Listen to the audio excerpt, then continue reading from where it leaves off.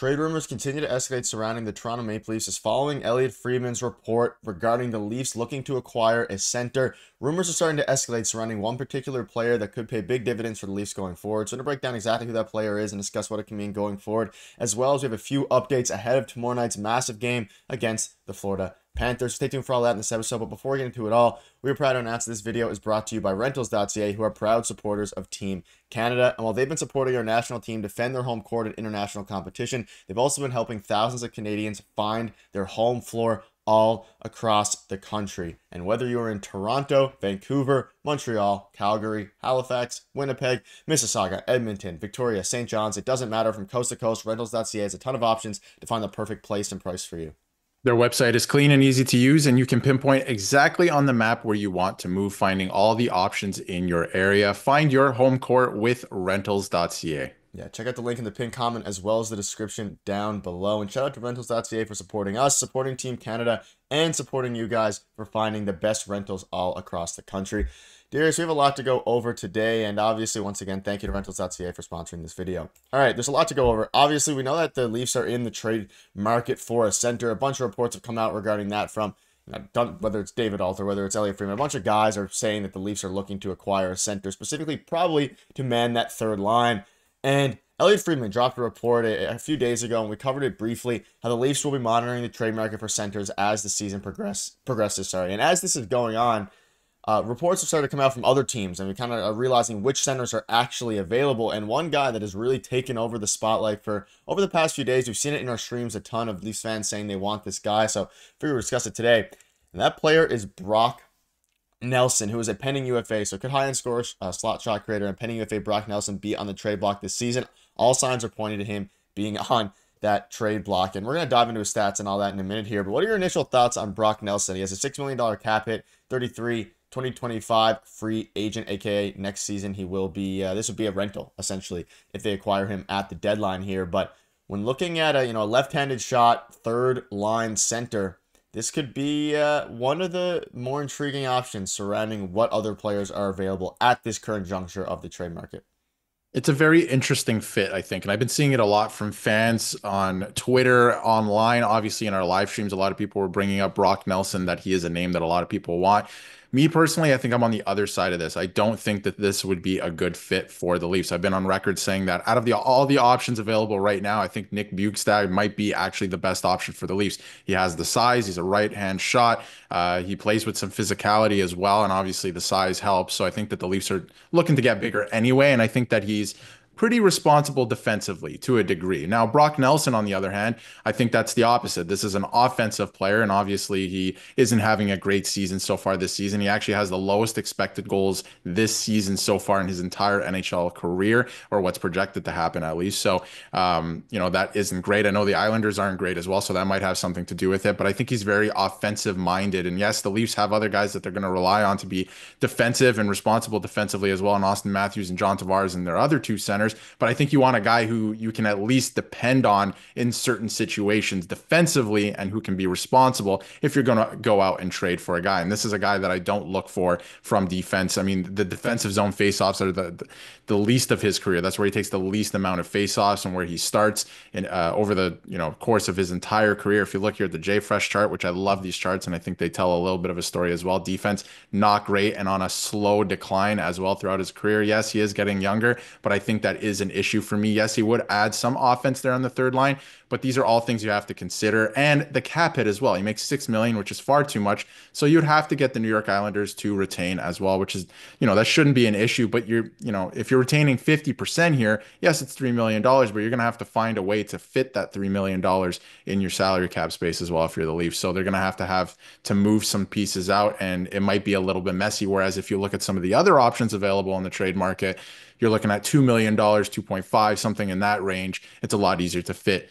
under the cap, especially if you do, some retained salary on those deals. So I think Brock Nelson can be a bit of an interesting fit, and we'll get into some other stuff as well and what fans are saying. But yeah, I'm not too sold on this player specifically. Yeah, and again, the defense is bad. I'm probably a bit more optimistic regarding his potential output if they go ahead and acquire him. But his projected time on ice, you can see it on the right, is a second liner, so he could slot into the second line depending on how things go. Although he has not had a great season, and his cap hit is 6 million. And you look at the Leafs' projected cap space, they would need the Islanders in this case to retain, and maybe the Islanders would want to take a guy like Nick Robertson in a trade like this. We're going to keep bringing him up all season long until ultimately he is probably dealt there. And basically, he's been on a major decline here for the past little bit. You can see his stats. He has 14 points in 22 games, which quite frankly isn't that bad. I mean, he is 33 years old. He just turned 33, but he can still score goals at a fairly decent clip. At the end of the day, there are probably some better options, whether that's Morgan Frost, whether that's Bogustad. Any of those guys are probably better options. I would argue, though, that Brock Nelson can provide you a bit more certainty regarding what if they're looking for a guy who can guarantee points, guarantee at least some more, a higher floor. I'd say Brock Nelson is probably a better option than some of these other guys. You don't know exactly what you're going to get from Morgan Frost, and again, that's kind of where the Leafs have tended. In the past, Brad Treliving has liked to got guys. I mean, they saw in the offseason, they got guys like Max Pacioretty, someone you know is going to produce fairly. At least you know what you're going to get regarding a role. And I think Brock Nelson could be that. Could be that guy. That's the only reason I think the Leafs might be actually pursuing him is because of their past tendencies with at least getting guys that have a defined role, even though the role is on the decline. But looking at where he'd fit in, I mean, this is kind of a skewed lineup because of all the injuries. But in a healthy Leafs lineup, I'd say the third line. Yeah, definitely. He would be the third line center on this team, especially because of the way Tavares has been playing. We know Austin Matthews is going to be fine after he's healthy and he returns to the lineup. So those will be your top two centers again. And then you need a guy for the third line center position. So I do tend to agree with what you said. Like with Brock Nelson, you kind of know what you're going to get, especially for that money. And obviously, he's more experienced. Morgan Frost is a little bit younger. Even Bukestad, yes, he's a little bit older, but he's played a lot of time in Arizona, where the hockey didn't really matter. They didn't make the playoffs a lot, so there is a little bit of that as well. He did have one pretty good playoff run with the Edmonton Oilers there as a rental at the trade deadline, but I think with Brock Nelson, you might be getting a little bit more consistency in a way, at least offensively. I think the defensive thing is a real problem for me because I think Berube's really preaching roles throughout the lineup and identity on each line. So I feel like they're going to want more of that. And again, it's high risk, right? With the salary, the Islanders retaining, obviously they're going to want something significant back for his services, as even if you were taking all of his salary. But now that you're retaining, you're probably going to have to give up even more. So I'm a little bit worried about that. But in terms of the Islanders and what they need, I mean, if you look up and down their lineup, they probably need more scoring, and they're having trouble scoring. And notoriously, that's just the way they play. And Lou Lamoriello has built that team that way. So they're, maybe they're looking at Nick Robertson. I think Nick Robertson at this point can be expendable. I've really been defending him all season, but I was saying, you know what, let's get to, the 15-20 game mark. We're past that now. We know our answer.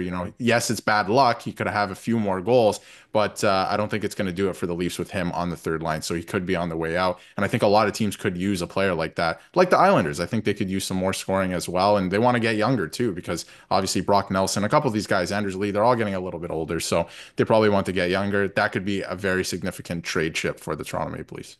Yeah, I've been on that fence for a while. I think Nick Robertson's time in Toronto is slowly winding down. And let us know down below what your thoughts are on, of course, the Brock Nelson trade. Before we wrap up, we have some updates surrounding the practice lines today. So again, it's there's a lot of things on the go here, and I mean, take these with a grain of salt. They have the same fourth line as Steves, Dewar, Lorenz. You have Robertson, Minton, Gerbenkin / Alex Nylander, and then of course you have the Holmberg, and you have Matthews in here now on the second line center. McMahon, Tavares, Marner. And this is something we discussed in the stream a little bit here, is this second line. And the question will be whether or not they actually use and they keep that top line, because it has been playing unbelievably well. Now, I don't see them actually demoting Austin Matthews to the second line here for tomorrow night's game, but Marner has been playing so well with Tavares. Can you see a world where they actually rock with this second line of Pontus Holmberg, Austin Matthews, and William Nylander? And also keep in mind that Matthew Nyes is probably not going to be back Wednesday, but he's going to be back at some point soon, so maybe he would slot in where Bobby McMahon is. But I have a feeling that maybe Craig Berube wants to continue to pair up Mitch Marner with John Tavares because of how well they've played. I mean, you can't argue the results. They've been playing unbelievably well, winning, I think, 6 of their last 7 or something like that, 7-1 of their last 8. They've been playing unbelievably well. Do you see a world where Matthews gets slot down to the second line, or maybe Tavares and Marner get slot down to the second line and they move things around that way?